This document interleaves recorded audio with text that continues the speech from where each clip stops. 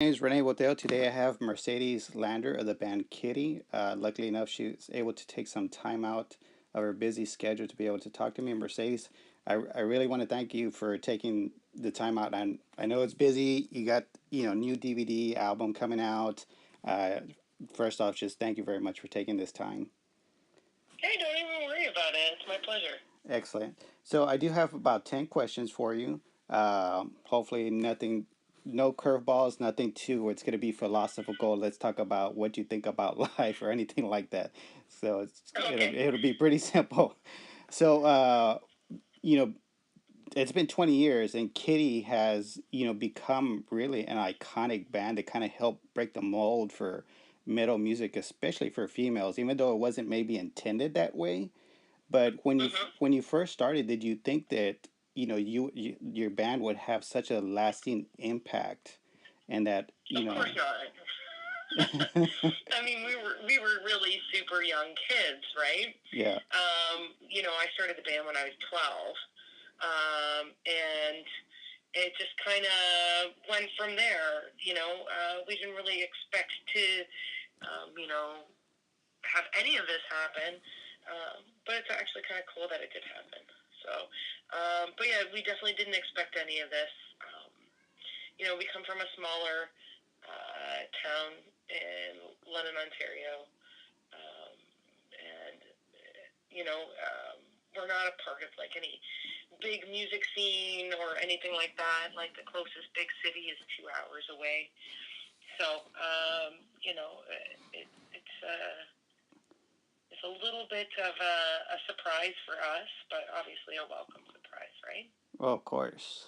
So you do have a new DVD which is going to be coming out on March 30th of this year, and Mm-hmm. from what I've seen from the trailers on your website, it is gonna have some exclusive footage. And with all that footage, did you have an actual hard time trying to trim down on what would be included? The original version, the first cut of the documentary that we had, was like 4.5 hours long. Oh wow. Just because, like, you know, um, we just had all that footage in there and stuff like that, a lot more of the interviews, and then we just kind of hacked away at it, and it took quite a bit of time, but we got it down. Yeah.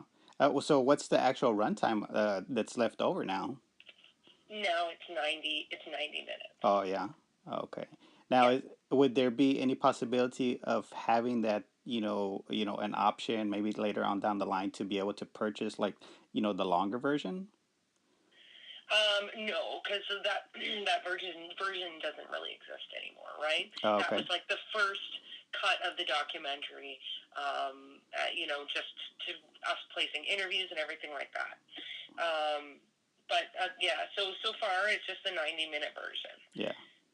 Okay. So, once fans are able to kind of get a hold of this, watch this, do you think they're going to be shocked and surprised by some of the stuff they're going to be able to see? Because, pretty much it kind of been, uh, you know, private in the sense as much as you can be, and now you're kind of putting some stuff out that's, personal footage.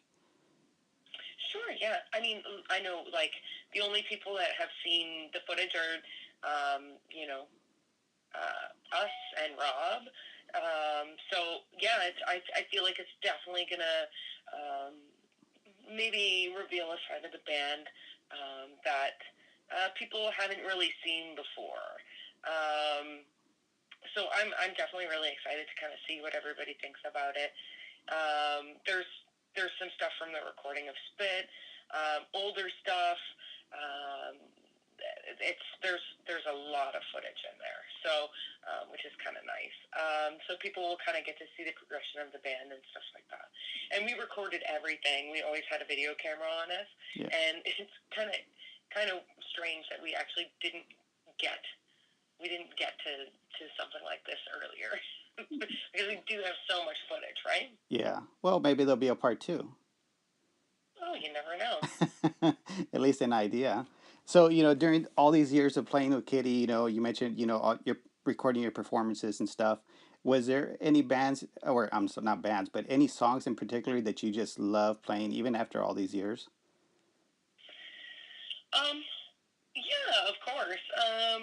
We anything off of our latest record, "I Failed You," is always a lot of fun. It's a little more challenging. Anything like, I don't know.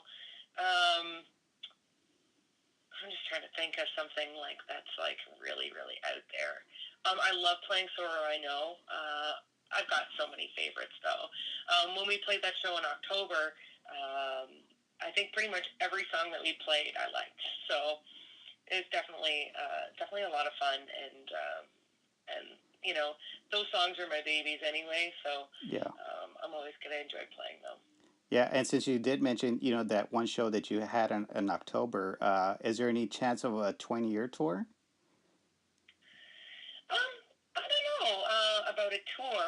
It just everything has to kind of align, right? Right. So in order to have everybody involved with it, obviously we would have to.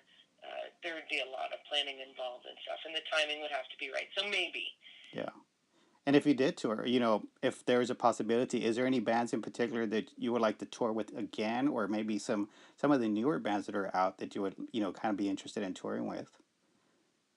I'm not really sure, and that would be something that we probably have to like put our heads together. It would be either that or, we just did a night with us, and we didn't have another band on the show because that show in October was quite long. Yeah. So I mean, again, it would just kind of we'd have to really kind of figure that out. What we would want to do, but no bands really come to mind right now. All the bands that like we've always enjoyed touring with, like in the past, they've all pretty much broken up. So That's, kind of unfortunate. And that's, what, seems to almost be a trend recently in the music community to where it's getting harder to tour, getting harder to put out music because there's just so much out there and it's so easy to get that it's hard for a band to kind of thrive. yeah, it's definitely really difficult, and that's kind of one of the reasons why we don't really tour a lot anymore, or go out on the road or anything like that. It's really expensive for us because we're Canadian. For us to tour in the United States, like the visa prices have gone up exponentially, and all of the other costs that are associated with that, right? Yes. So again, it's really hard for us to get over there because sometimes it's just not worth it. We can't like get the funds together to be able to do that. Um, but yeah, it's interesting, and I feel like it's going to continue to do that. Like it's definitely, I'm sure, it's really super hard, even for a band from that country to be able to tour that country. Um, you know, so I feel uh, like the days of going out to a bunch of live shows and having a different live show to go to every night of the week is definitely long gone. Bands don't tour as much or as extensively as they used to. Right. Especially the smaller bands. It's you kind of mentioned it, and it's pretty much seems true everywhere too. Where I talk to people from different cities, and the music life is not as big as what it used to be, 10, 15 years ago. Yeah, and that's sad too because that's a huge being on the road and playing live, selling merchandise is for a touring band. Like that's your breadwinner. That's where you make money to survive and to be able to continue to do that. Um, so that's hard, right? If you're not going out on the road, then what's the point, kind of thing. Right. So, talking about the music scene, you know, being that for the most part you were all majority female band, do you see a difference now compared to when you first started, or do you think it's pretty much the same that the kind of the stigma is like, oh my God, you're a female band or a female fronted band, instead of just taking it for the music that you produce? Is there a difference, or you think it's pretty much the same? think it's a lot more accepted, and it's probably about time that that happened. Um, it's more common, if anything. Whereas when we first started, that wasn't a very common thing.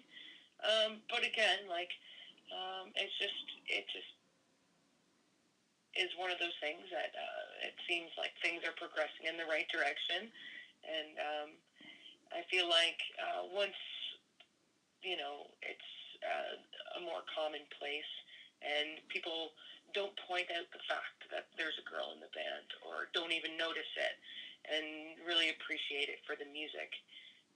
I think that's when um, you'll know that full acceptance and it has been achieved. Because right now it's I feel like I guess it's people are really kind of, but they like to point out the fact, like, oh, girl band, girl female fronted. I feel like at this point there's no real necessity to do that anymore. You're just kind of stating the obvious, and you're creating subgenres out of somebody's sex. And I mean, it's about the music. That's what it should be about. Right, they're making an issue out of a non-issue. Yeah. Yeah. So I know you also have, another band, the White Swan. Has that become your main Mhm. focus, or is there any other plans? Yeah, yeah. No, that band has been that's been my main girlfriend for the last 2 years or so. Um, we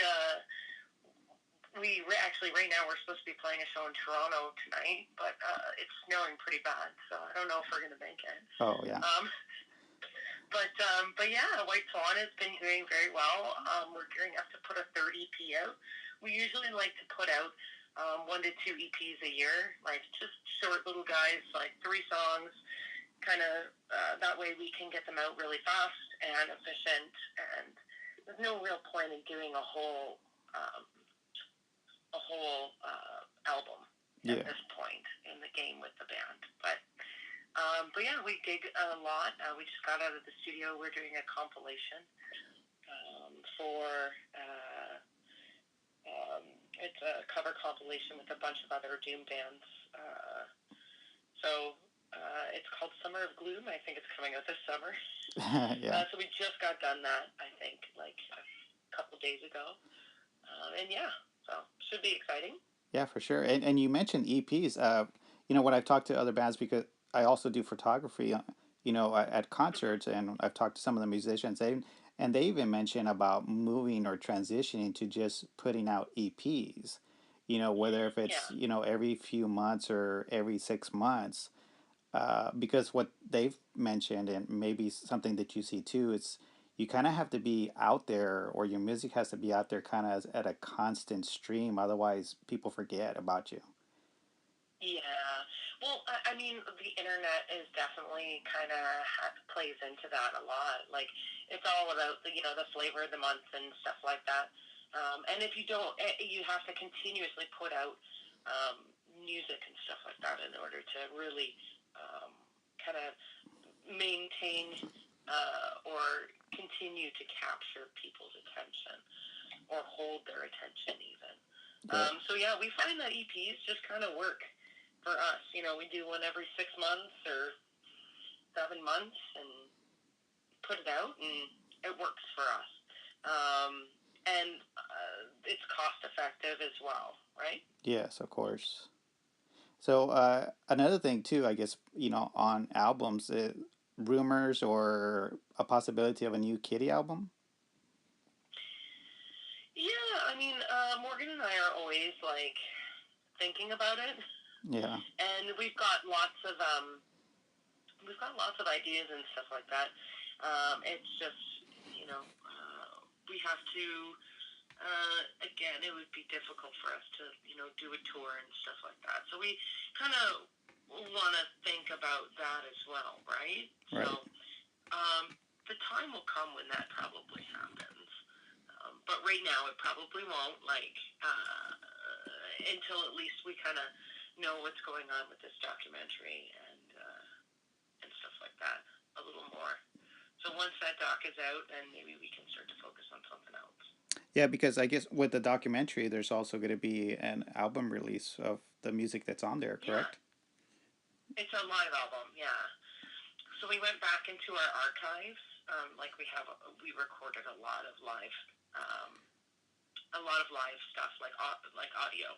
Um, we just kind of went back, and our good friend Siegfried, we all went, mastered it and mixed it and remixed it, I guess. Um, all of the old recordings, and we also recorded some new stuff from the show in October. So there's a little bit of everything on there. So I'm pretty sure um, that's like kind of like a nice added bonus for everyone. Yes. And with that album, is there going to be any possibilities of maybe bundles to wear exclusive shirts or anything added, any bonuses to, I want to purchase this package and it'll have like an autograph album or anything to that sort? We're talking about doing a couple things for like a pre-order. So we'll see kind of what happens. I mean, with the Blu-ray, DVD, and live album, that's already three things that you're getting, right? Yes. Um, we also have some other fun stuff like vinyl up our sleeves that we're going to be releasing. We want to release um, a vinyl of the live album. Um, so there's that as well, right? Yes. So we've got some other things up our sleeves. So we'll kind of see what we come up with and what's doable for us, and then we can kind of figure it out from there. Right. Well, excellent. My last question that I have for you is any last word for all the Kitty fans out there, what they can expect, or, you know, um, any last tidbits or surprises, Easter eggs that may be included in the DVD? There's going to be a lot of fun stuff, especially if you donated or purchased something, the DVD portion from the Indiegogo campaign. So, yeah, just look out for some emails and that. We'll also have some really fun stuff um, coming down the pipe for everyone kind of shortly. We just want to get this release out of the way, and then we can start to have some real fun again. Excellent. Well, Mercedes, again, thank you for taking your time out of your busy schedule for talking with me. I really Hey, appreciate no it. worries. I wish you the Thank best, you so and much. I look forward to that DVD also. Awesome. Well, you got to let us know what you think about it when you see it. Oh yeah, for sure. Like you put out a review of it too, or maybe a tidbit, or just how amazing I'm sure it's going to come out. Sure, yeah, sounds great. All right, thank you so much. Have a great day. Thank you, you too.